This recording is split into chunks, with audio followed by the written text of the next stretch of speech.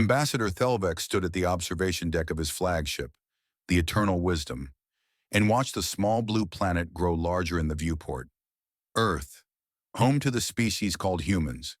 His intelligence reports described them as young, ambitious, and foolish enough to believe they mattered in a galaxy ruled by ancient powers. He allowed himself a small smile. This would be easy. The Valorian Collective had brought 47 species into its fold over the past 10,000 years. Some had joined willingly, grateful for the technology and protection offered by the oldest civilization in the known galaxy. Others had required persuasion. A few had needed demonstrations of Valorian power before they understood the wisdom of cooperation. Thelvex preferred diplomacy. He truly did, but he was not naive. He understood that diplomacy worked best when backed by the threat of annihilation. His fleet consisted of 3 cruisers. Each one stretched nearly 2 kilometers long, bristling with plasma cannons and missile batteries capable of reducing a small moon to molten slag. For a species that had only achieved faster-than-light travel 40 years ago, this was overwhelming force. The humans had nothing larger than frigates, according to his intelligence. Their entire military could not scratch the paint on a single Valorian cruiser.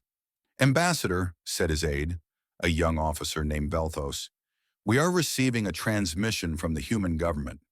They wish to establish communication protocols." "How civilized of them," Thelvex said. "Open a channel." The main screen flickered and a human face appeared.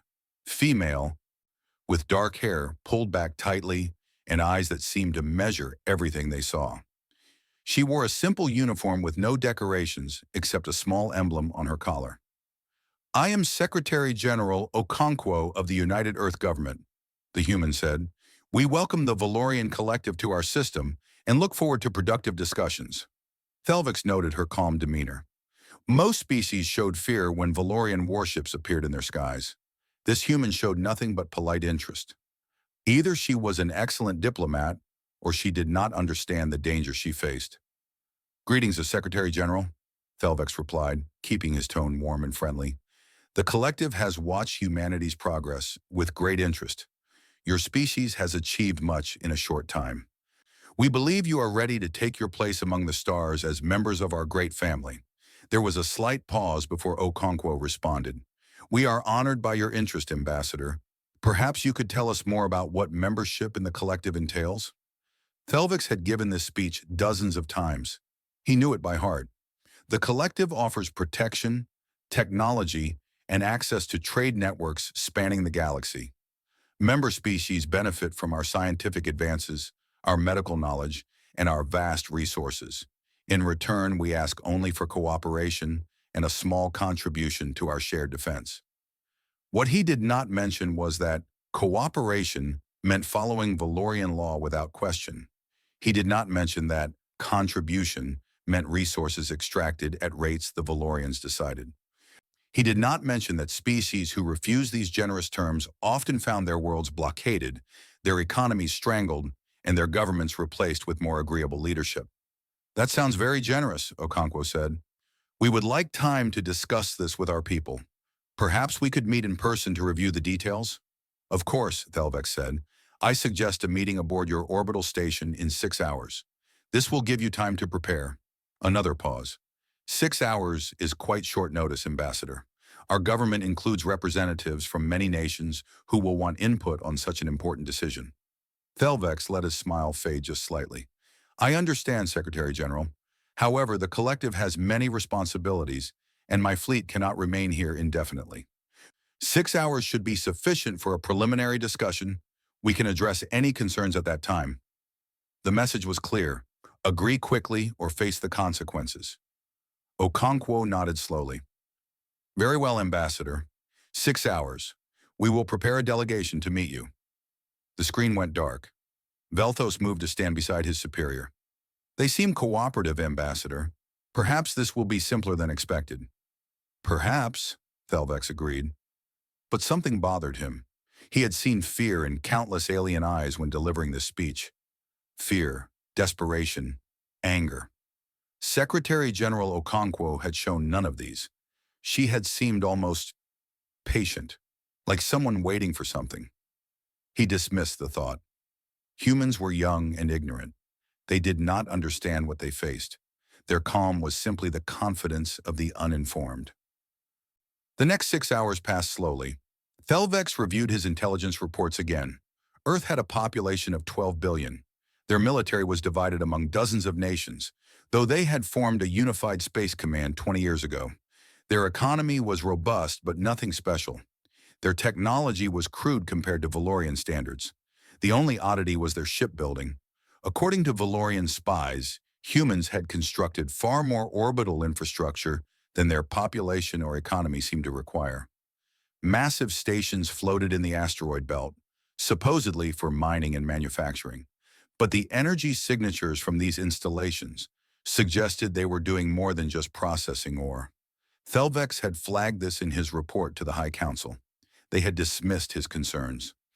Young species often engaged in ambitious construction projects, they said.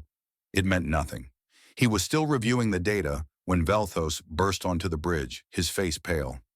"Ambassador, our long-range sensors have detected something approaching from the inner system?" Thelvex frowned. "Human ships? How many?" "Just one, Ambassador, but—" Velthos swallowed hard. "The readings must be wrong. The signature is too large." "Show me."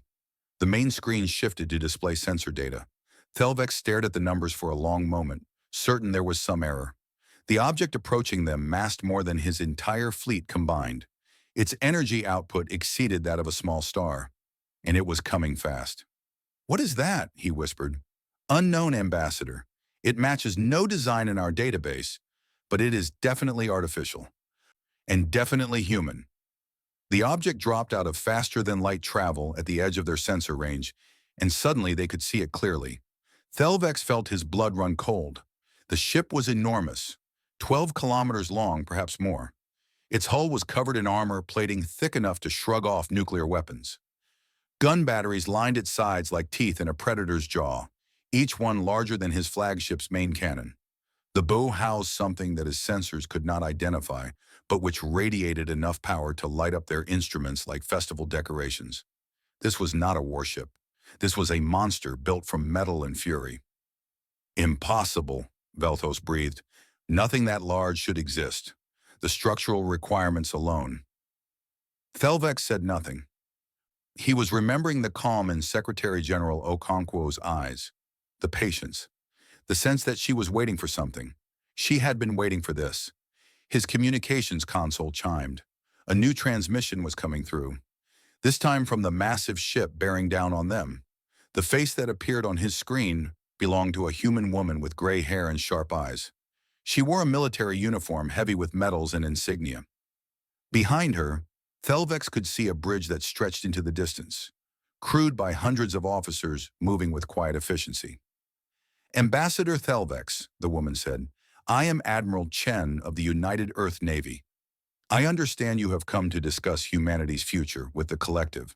Thelvex struggled to find his voice. Yes, we came to offer friendship and protection." "How kind of you."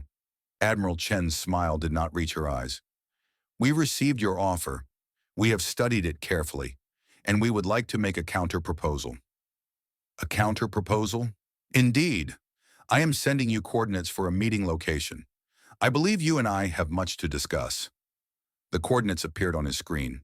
They pointed to a spot directly beside the massive vessel, now looming over his fleet like a thundercloud. "I invite you to come aboard the Adamantine Resolve," Admiral Chen continued. "We can discuss terms in comfort. I promise you will find the experience educational." The screen went dark. Thelvex stood frozen, staring at the impossible ship that had just shattered everything he thought he knew about humanity. His cruisers, which had seemed so mighty an hour ago, now looked like toys floating beside a leviathan. "Ambassador," Velthos said quietly, "what do we do?" Thelvex did not answer immediately. He was thinking about all the species the collective had brought to heel over the millennia. All the civilizations that had looked up at Valorian warships with fear in their eyes. All the governments that had surrendered rather than face destruction. Now, for the first time in his long career, he understood exactly how they had felt. "We accept the invitation," he said finally. "We go aboard their ship, and we learn what humanity really is." Because whatever they were, They were not the primitive species his intelligence reports had described. They had been hiding, building, waiting, and now the waiting was over.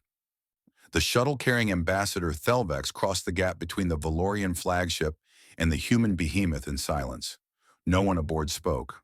The 4 guards he had brought sat rigid in their seats, their eyes fixed on the viewports as the adamantine resolve grew larger and larger until it filled the entire sky. Thelvex had served the collective for over 100 years. He had negotiated with warlords, dictators, and religious fanatics. He had stared down threats and delivered ultimatums to species that could have torn him apart with their bare hands. Never once had he felt truly afraid. He felt afraid now. The shuttle bay that swallowed their small craft could have held a dozen Valorian cruisers. Row upon row of smaller warships stood in perfect formation along the walls. Fighters and bombers and assault craft numbering in the thousands. Crew members moved between them with practiced efficiency, barely glancing at the alien visitors. A human officer waited for them at the bottom of the shuttle ramp. She was young, with red hair and a polite smile that did not hide the steel in her eyes. Ambassador Thelvex, I am Lieutenant Commander Hayes. Admiral Chen has asked me to escort you to the conference room. If you would follow me? Thelvex stepped off the ramp and onto the deck of the human vessel. The metal beneath his feet thrummed with power, a constant vibration that spoke of engines capable of moving this impossible mass through space. He had stood on many warships in his life. None of them had felt alive the way this one did. How large is this vessel? He asked as they walked. The adamantine resolve is 12.4 kilometers in length, Hayes replied. She carries a crew of 47,000 and can operate independently for up to 5 years without resupply. 47,000. More than the population of some Valorian colony worlds. And this was just the crew. They walked for what felt like hours. The corridors stretched endlessly, lined with sealed doors and warning signs in the human language. Thelvex saw armories stocked with weapons he could not identify. He saw medical bays large enough to serve a small city. He saw training facilities where soldiers practiced combat in zero gravity, their movements sharp and lethal. But it was the weapon bays that truly broke something inside him. Hayes led them through a viewing gallery that looked down on the main cannon. Thelvex stopped walking and stared. The weapon stretched nearly a kilometer in length, a massive tube of metal and energy conduits pointed at whatever target the humans chose to destroy. Engineers crawled over it like insects, performing maintenance on a device built to kill worlds. What is that? He whispered. That is the primary accelerator cannon, Hayes said. It fires a projectile of compressed matter at approximately 60% of light speed. The kinetic energy released on impact is sufficient to crack a planet's crust. Thelvex said nothing. There was nothing to say. They reached the conference room eventually. It was a large space with a long table and comfortable chairs, decorated with artwork showing human history. Scenes of war and peace, exploration and discovery, triumph and tragedy. The humans had only been among the stars for 40 years, but their history stretched back thousands more. Admiral Chen stood at the far end of the table, her hands clasped behind her back. She had changed since their earlier communication. Now she wore a dress uniform covered in ribbons and medals, each one representing battles fought and victories won. She looked like what she was, a warrior born to a warrior species. Ambassador Thelvex, she said warmly, thank you for accepting my invitation. Please sit. We have much to discuss. Thelvex took his seat, his guard standing behind him. Hayes withdrew, leaving them alone with the Admiral. I must admit, Thelvex began, struggling to keep his voice steady, this is not what we expected when we came to your system. No, I imagine it isn't. Chen sat across from him, her eyes never leaving his face. You expected to find a primitive species barely capable of building starships. You expected to deliver your ultimatum and watch us fall into line like all the others. You expected this to be easy. Our intelligence suggested your intelligence was wrong. Chen leaned forward. Tell me, Ambassador, how much do you actually know about humanity's history with the collective? Thelvex frowned.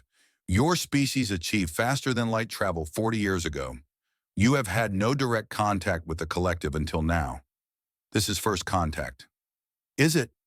The question hung in the air. Thelvex felt a chill run down his spine. Chen touched a control on the table, and a holographic image appeared above them. It showed a ship, clearly alien in design, badly damaged and drifting in space. 15 years ago, Chen said, a vessel entered our system. It was running from something. The crew were dying, their ship falling apart around them. We rescued the survivors and learned their story. The image changed.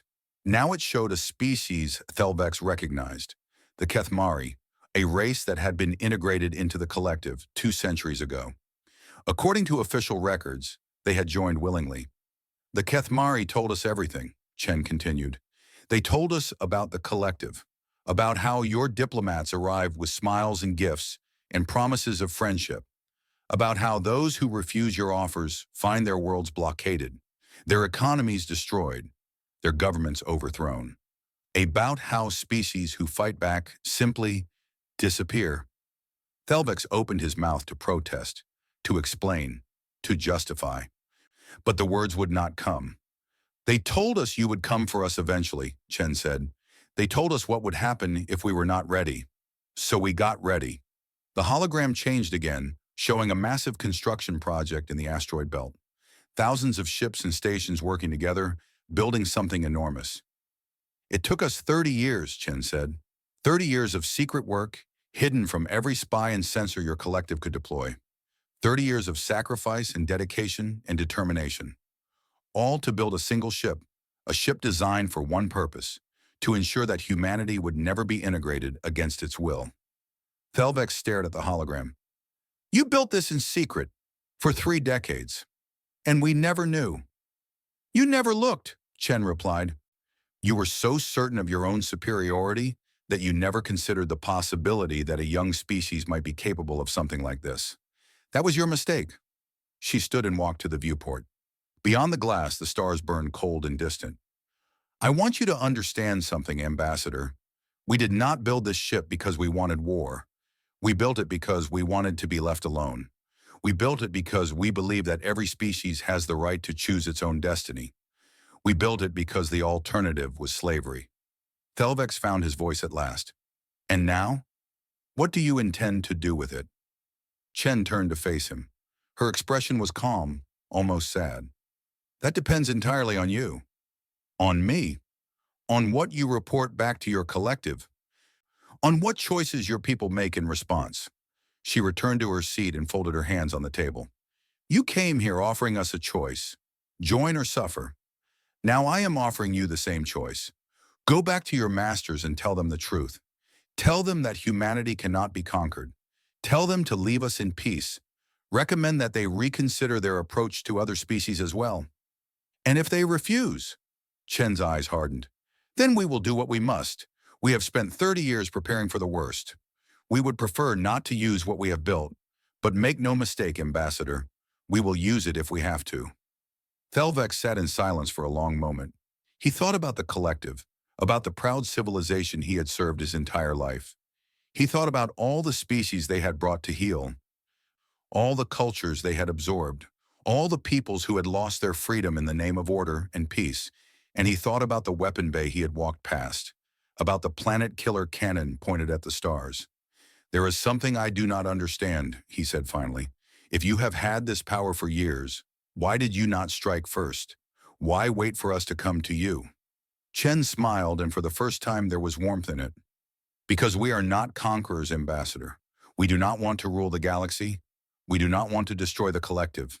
We only want the right to live as we choose, and we want that right for every other species as well. She paused.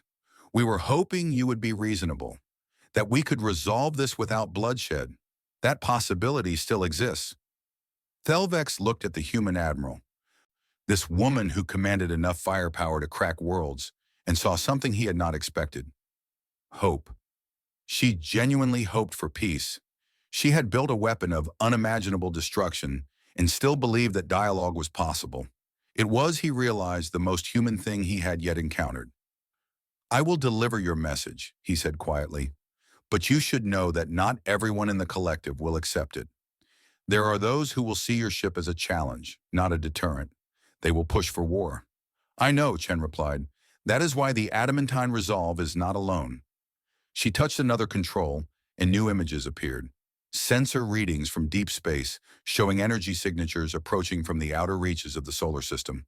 Two more signatures, each one identical to the ship they sat aboard.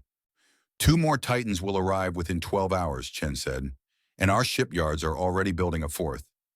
We will not be caught unprepared, Ambassador. Not ever again.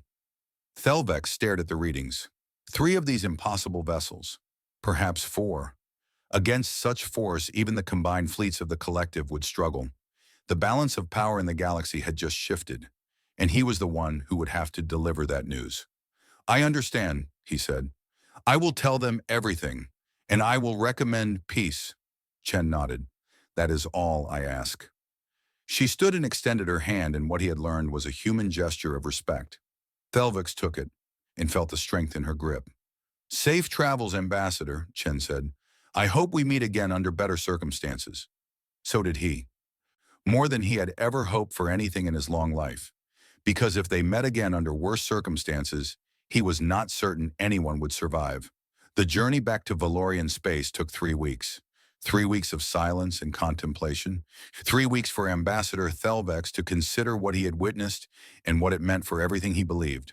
His crew spoke in whispers when they thought he could not hear. They had seen the human Titan with their own eyes. They had watched their sensors struggle to process its impossible mass. They had felt the same fear that now gnawed at their ambassador's heart. The collective's capital world was called Valoria Prime, a planet of gleaming towers and ancient monuments to 10,000 years of civilization. Thelvex had been born here, had risen through the ranks of the diplomatic corps here, had believed his entire life that this world represented the highest achievement of any species in the galaxy. Now, walking through the halls of the High Council chamber, he was not so certain. The council consisted of 12 members, each one representing a major faction within collective society. They sat in a semicircle on elevated platforms, looking down on those who came to report. Thelvex had addressed them many times before. He had never felt so small. Ambassador Thelvex, said High Counselor Methra, the eldest member of the body, we have read your preliminary report. It makes for disturbing reading. I reported only what I witnessed, High Counselor. You claim the humans possess a warship 12 kilometers in length. You claim they have 2 more such vessels approaching completion. You claim they have known about the collective for 15 years and have spent that time preparing for war. Methra's voice was cold. These claims strain credibility. I have provided sensor data to support every claim, Thelvex replied. The evidence is clear. Another council member spoke up. Admiral Kethros commanded the collective's combined military forces. He was old, scarred, and famously skeptical of diplomatic solutions. Sensor data can be falsified, Kethros said. These humans may have constructed an impressive illusion to frighten us away. A projection, perhaps, or a hollowed-out shell designed to appear threatening. I walked aboard that vessel, Admiral. I saw its crew, its weapons, its facilities. It was not an illusion. Then you were deceived by more sophisticated means. Kethros waved his hand dismissively. No species achieves faster than light travel and then builds something like this within 40 years. The industrial capacity alone would be impossible. They did not build it in 40 years, Thelvex said. They built it in 30 after receiving warning from Kethmari refugees about our methods of integration. Silence fell over the chamber. The Kethmari were not supposed to exist anymore. They had been fully integrated 2 centuries ago, their identity absorbed into the collective. The idea that survivors had escaped, had warned other species about Valorian practices, was deeply uncomfortable. These refugees, Methra said slowly, what exactly did they tell the humans? Thelvex took a deep breath. Everything. They told them about the ultimatums we deliver to young species. They told them about the blockades and economic pressure we apply to those who refuse. They told them about the species who have disappeared after showing too much resistance. Lies, Kethros snapped. Propaganda from traitors. Perhaps, but the humans believed them, and they acted on that belief. He activated his personal display, projecting the images Admiral Chen had shown him onto the chamber's main screen. The Titan-class battleship, the weapon bays, the planet killer cannon. This is what they built, Thelvex said. This is what waits for us if we attempt to force their integration. Admiral Chen was clear. Humanity does not want war. They want to be left alone. They want the right to determine their own future. If we grant them that, they will be peaceful neighbors. If we do not, he let the sentence hang. Kethros stood abruptly. This is absurd. You are asking us to retreat from a species that achieves space travel within living memory? To show weakness before the entire galaxy? Every species under our protection will see this as an invitation to rebellion. I am asking us to show wisdom, Thelvex countered. There is no shame in recognizing when a fight cannot be won. Cannot be won? Kethros laughed harshly. We command 3,000 warships. We have subjugated dozens of species. We have ruled this region of space for 10,000 years. And you expect me to believe that 3 human vessels pose a threat to our existence? I believe those 3 vessels could destroy our entire fleet, Thelvex said quietly. I believe that if we attack humanity, we will lose. And I believe that loss would be the end of the collective as we know it. The chamber erupted in argument. Council members shouted at each other, some supporting Thelvex's caution, others demanding immediate military action. Through it all, High Counselor Methra sat silent, watching with ancient eyes that had seen countless crises come and go. Finally, she raised her hand, and silence fell. Ambassador Thelvex, she said, you have served the collective faithfully for over a century. You have negotiated more integrations than any diplomat in our history. Your judgment has always been sound. She paused. What do you recommend? Thelvex considered his words carefully. This was the moment that would determine the future of his people. I recommend that we withdraw our fleet from human space immediately. I recommend that we open genuine diplomatic channels, not the ultimatums we usually deliver, but real negotiations between equals. I recommend that we examine our practices toward other species and consider whether the methods that built our collective are still appropriate for maintaining it. Kethros made a sound of disgust. Weakness dressed in pretty words. Survival dressed in realism, Thelvex replied. The humans have shown us something we have not faced in millennia, a species capable of matching our power. We can either adapt to this new reality or destroy ourselves fighting against it. Methra nodded slowly. Your recommendations are noted. The council will deliberate and render a decision within the week. The dismissal was clear. Thelvex bowed and withdrew from the chamber, knowing that the real debate was only beginning. Over the following days, he was contacted by members of various factions. Some wanted more details about human capabilities. Others wanted to discuss the political implications of his report. A few simply wanted to express their support or opposition to his recommendations.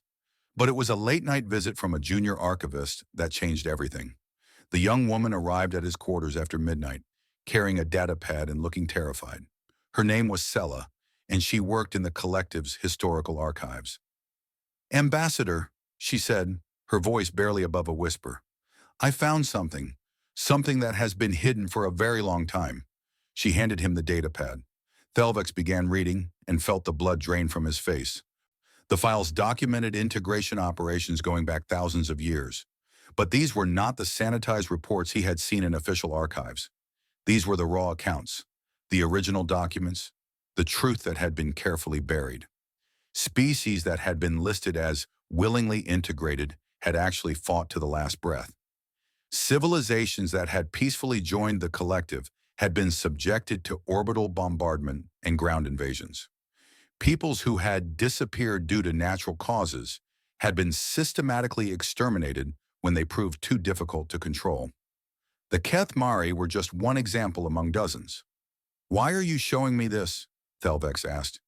Because you told the truth today, Sella replied. You stood before the council and spoke honestly about what you saw. No one does that anymore. No one questions the way things are done. She met his eyes. I have watched the collective my entire life, Ambassador. I have read our history, the real history, and I have always wondered when someone would finally say enough. Thelvex looked at the datapad in his hands. A lifetime of service to the collective, a lifetime of believing in its mission. And now in a single night, everything he thought he knew had crumbled to dust. The council will not accept my recommendations, he said slowly. Admiral Kethros will push for war. He has too much pride, too much certainty in our own superiority. Then we need to find another way, Sella said. There are others who think as we do, others who have seen the truth and want change. We have been waiting for a leader. Thelvex thought about Admiral Chen. Standing on the bridge of her impossible ship, he remembered her words. We only want the right to live as we choose, and we want that right for every other species as well.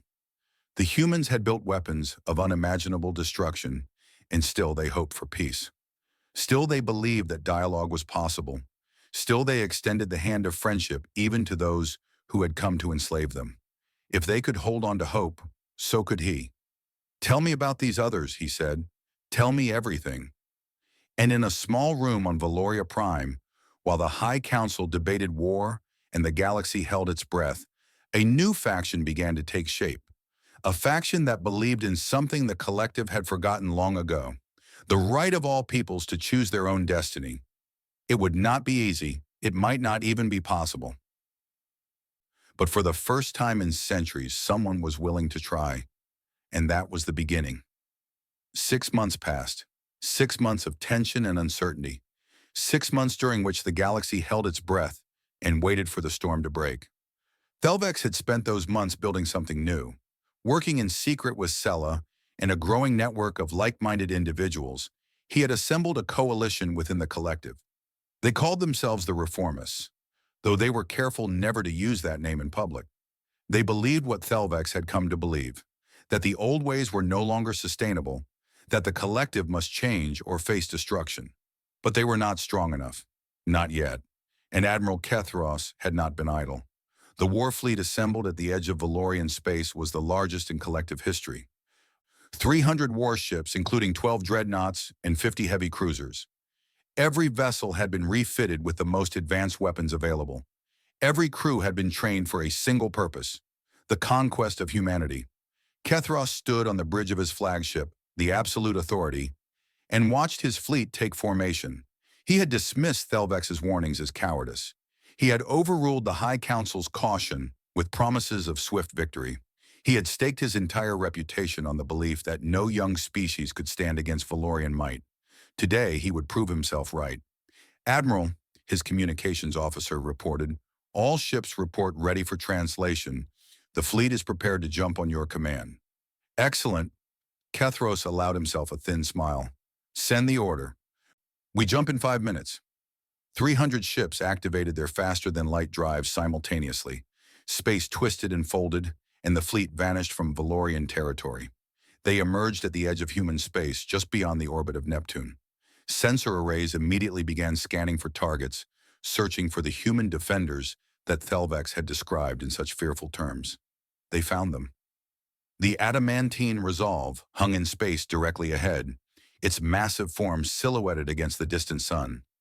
Even at this range, it dwarfed everything in Kethros's fleet. Even at this range, its weapon systems were clearly tracking every Valorian ship. But that was not what made Kethros pause. Flanking the first Titan were 2 more identical vessels. The Unyielding Spirit and the Eternal Vigilance had arrived from their construction yards, fully armed and operational. Together, the 3 warships represented more firepower than the collective had deployed in the last 1,000 years combined. Admiral, his tactical officer said quietly, recommend we reconsider our approach. The enemy force exceeds projected estimates. The enemy force is 3 ships, Kethros snapped. We have 300. Numbers will carry the day. He opened a channel to his entire fleet. All vessels, this is Admiral Kethros. The humans have gathered their toys to oppose us. Let us show them the true meaning of power. Attack formation, Delta. Target the lead vessel. All weapons free. 300 ships surged forward, their engines burning bright, their weapons charging. The distance between the fleets shrank rapidly. The human ships did not move. Admiral Chen stood on the bridge of the adamantine Resolve, watching the approaching fleet with calm eyes. Around her, her crew worked in focused silence, every station prepared, every system ready. Admiral, her tactical officer reported, enemy fleet is within extreme weapons range. They are deploying in the standard attack formation. I see them. Chen touched her communication controls. Open a channel. All frequencies. The system chimed acknowledgement. Chen spoke clearly, knowing her words would be heard by every ship in both fleets. Admiral Kethros, this is Admiral Chen of the United Earth Navy. You have entered human space with a hostile fleet. I am giving you this one chance to withdraw. Turn your ships around and leave. There does not need to be bloodshed today. Kethros's reply came immediately. Your chance for surrender has passed, human. You should have accepted the collective's offer when it was given. Now you will learn what happens to species who defy us. I am not offering surrender, Chen replied. I am offering you the opportunity to save your people's lives. Look at what you face, Admiral. Look at my ships. Ask yourself if your pride is worth the deaths of everyone under your command. My pride is the pride of the collective itself. We do not bow to primitives who build oversized toys and call themselves powerful. Kethros cut the channel. The Valorian fleet opened fire. Thousands of missiles and plasma bolts streaked across space, a storm of destruction aimed at the human vessels. Chen watched them come without flinching. Point defense systems active, her tactical officer reported. Intercepting. The adamantine resolve came alive. Defensive batteries that had seemed decorative suddenly revealed their true purpose. Laser systems swept through space, detonating missiles before they could reach their targets. Plasma shields absorbed energy attacks and redirected them harmlessly into space. Not a single Valorian weapon touched the hull. The same was true for the other two Titans. The entire first salvo, hundreds of weapons that would have devastated a lesser fleet, had been completely neutralized. Kethros stared at his sensor displays in disbelief. Impossible. No defense system is that effective. Sir, his weapons officer said, voice shaking, we are detecting energy buildups in the human vessels. They are charging their main weapons. On the adamantine resolve, Admiral Chen gave a quiet order. Return fire. Disable only. I want minimal casualties. The Titans spoke. Their secondary weapons, the ones they used for conventional combat, lanced out across space. Precision strikes that targeted engines, weapon systems, communications arrays. Ships that had been charging forward suddenly found themselves drifting, powerless, their ability to fight stripped away in seconds. The Valorian fleet had expected a battle. They had prepared for a war. What they got was a demonstration of exactly how outmatched they were. In minutes, over 100 ships had been disabled. Their crews were alive, their life support intact, but they would not fight again today. Kethros watched his fleet crumble around him and felt something he had not experienced in decades of military service. Fear. Admiral, his communications officer called out, we are receiving surrender signals from multiple vessels. Commanders are requesting permission to withdraw. Denied, Kethros shouted. No one withdraws. All ships concentrate fire on the lead vessel. We can still... He never finished the sentence. The absolute authority had been the largest target in the Valorian fleet, and Admiral Chen had been specifically waiting for this moment. A single shot from the adamantine resolve's main cannon struck Kethros's flagship. Not the planet-killer setting, Chen had no desire for unnecessary death, but enough to tear through shields and armor and leave the once proud dreadnought a drifting wreck. Kethros found himself on the floor of his bridge, surrounded by sparking consoles and injured crew. Emergency lighting cast everything in red shadows. Somewhere, alarms were screaming. Admiral Chen, a voice said. His communications system was still working, carrying her words directly to his ears. Your flagship has been disabled. Your fleet is broken. I am giving you one final opportunity. Order your surviving ships to stand down, and we will render assistance to your wounded. Continue fighting, and I will finish what I started. Kethros lay on the deck of his ruined ship and understood, finally, what Thelvex had tried to tell him. The humans were not primitives playing with borrowed technology. They were not lucky upstarts who had stumbled onto something they did not understand. They were exactly what they appeared to be, a species that had prepared for this moment for 30 years, building weapons specifically designed to defeat the collective. And he had led his people directly into the trap. All ships, he said, his voice hollow. Stand down, cease fire. The battle is over. Across the shattered fleet, weapons fell silent. Ships that had been maneuvering for attack runs slowed to a halt. The screaming chaos of combat faded into the quiet hum of emergency systems and rescue operations. Admiral Chen stood on her bridge and watched the Valorian fleet die around her. Not literally, she had kept casualties remarkably low, all things considered. But as a fighting force, as a symbol of collective dominance, it was finished.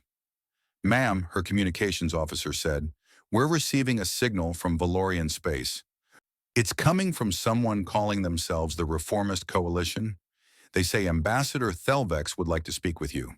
Chen allowed herself a small smile. So the ambassador had been busy after all. "Put him through." Thelvex's face appeared on her screen. He looked tired but hopeful. "Admiral Chen, I see you have been forced to prove your point. Unfortunately, I had hoped Admiral Kethros would be more reasonable. Kethros was a product of our system. Arrogance and certainty bred into him over a lifetime." Thelvex paused. "But his defeat changes things. The High Council is in chaos. The faction that supported war has been discredited. There is an opportunity now for genuine reform." "What kind of reform?" "The kind I spoke to you about when we first met. An end to forced integration. Recognition of sovereign rights for all species. A collective that leads through cooperation rather than coercion." He met her eyes through the screen. "It will not be easy. There are many who will resist. But for the first time in centuries, change is possible." Chen nodded slowly. "And what do you need from us?" "Time, and a willingness to support those species who wish to reclaim their independence. Many of the peoples we have absorbed still exist, still remember who they were. They will need help rebuilding. We can provide that." Chen looked at the drifting Valorian ships, at the rescue shuttles already launching from her fleet to assist the wounded. "We did not want this fight, Ambassador. We do not want to rule the galaxy or destroy the collective. We just want everyone to have the choice we claim for ourselves." "I know," Thelvix said. "That is why I trust you, because you had the power to destroy us and chose mercy instead." The channel closed. Chen stood in silence for a long moment, thinking about everything that had led to this point. 30 years of preparation, countless sacrifices, all for a single hope, that they would never have to use what they had built. They had used it, but they had not become what they fought against. And that perhaps was the greatest victory of all. 1 year had passed since the Battle of Seoul, 1 year that changed everything. Ambassador Thelvex stood at the window of his new office on Valoria Prime and watched the sun set over the ancient towers of his homeworld. So much had changed since he had first traveled to human space. So much had been broken and rebuilt. The Reformist Coalition had taken control of the High Council 3 months after Kethros's defeat.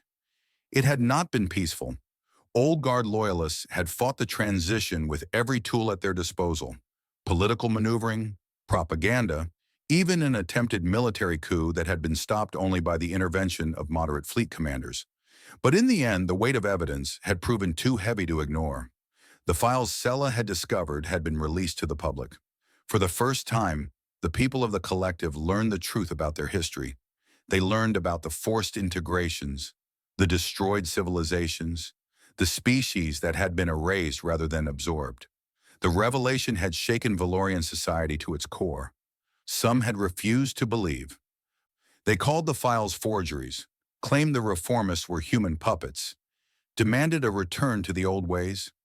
But they were a minority and growing smaller every day. Most Valorians had looked at the evidence and felt the same thing Thelvex had felt when he first read those ancient documents. Shame. Shame for what their people had done. Shame for the lies they had been told, and beneath the shame, a desperate need to make things right. The knock at his door pulled Thelvex from his thoughts. "Enter." Sella walked in, carrying a datapad. She had risen quickly in the new government, her courage in revealing the truth earning her a position as one of Thelvex's senior advisors. "The latest reports from the frontier," she said, handing him the pad. "The Kathmari delegation has officially requested recognition as an independent state. The Vorn are asking for assistance in rebuilding their homeworld, and the humans have agreed to participate in the first interspecies sovereignty conference." Thelvex scrolled through the reports.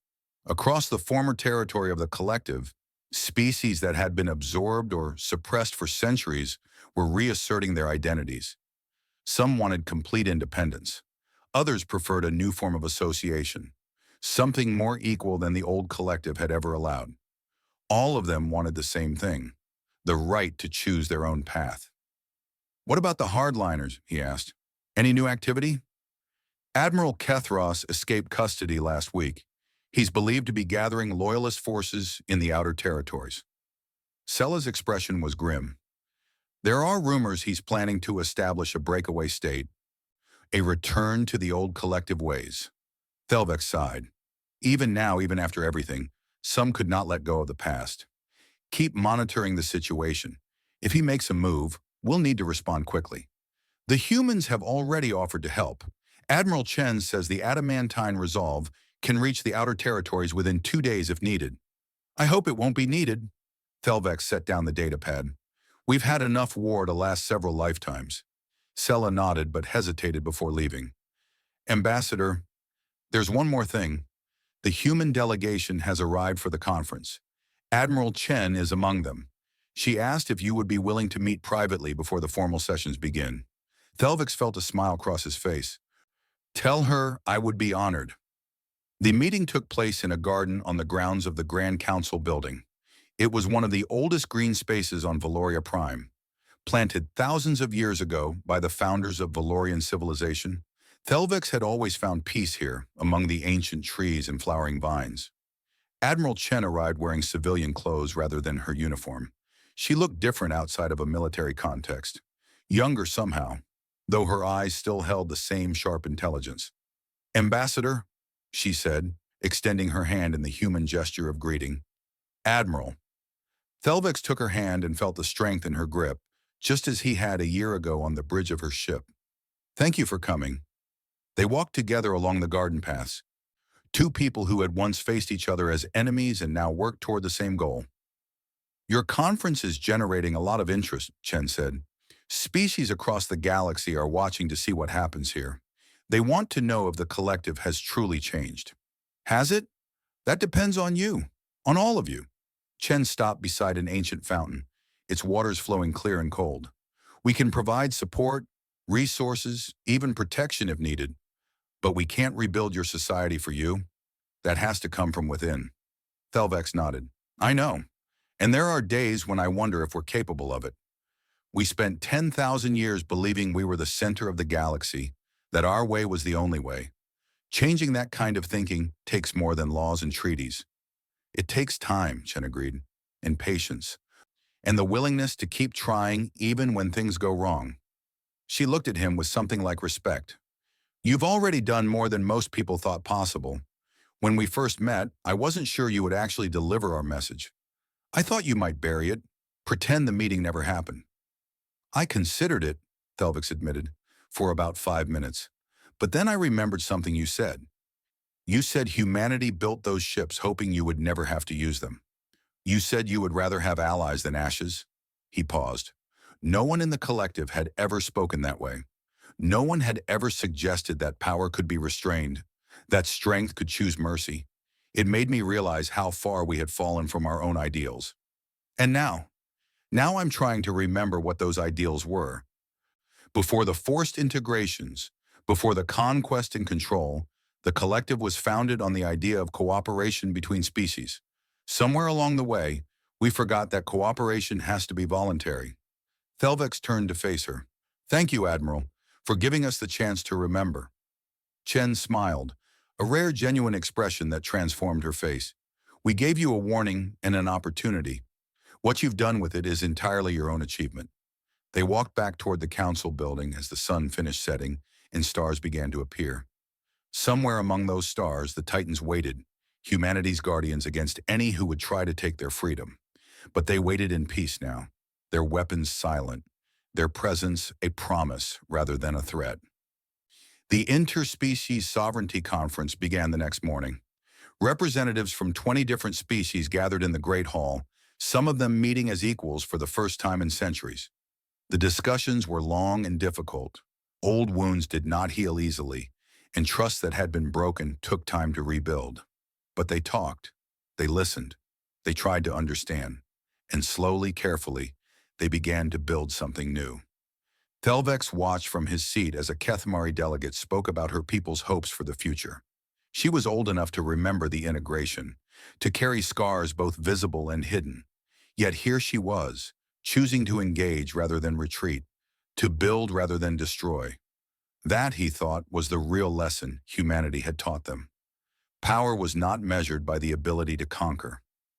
It was measured by the choice not to. It was measured by the hand extended in friendship when a fist would have been easier. It was measured by the courage to hope even when hope seemed foolish. Humanity had built weapons capable of cracking worlds, and then they had used those weapons to create peace. The conference lasted 3 weeks.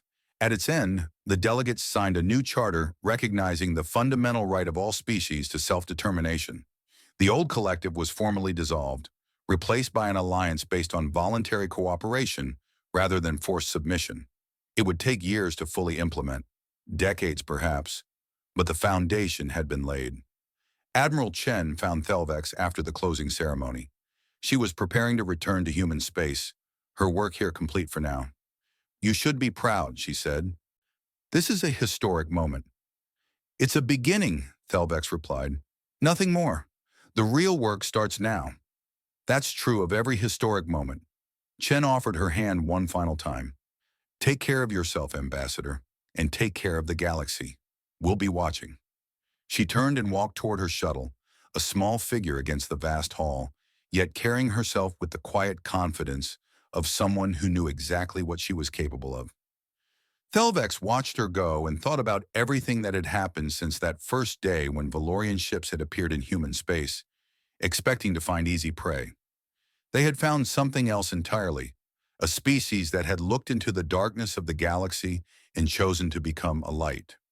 Not through conquest, not through domination, but through the simple, powerful decision to offer mercy when destruction would have been easier.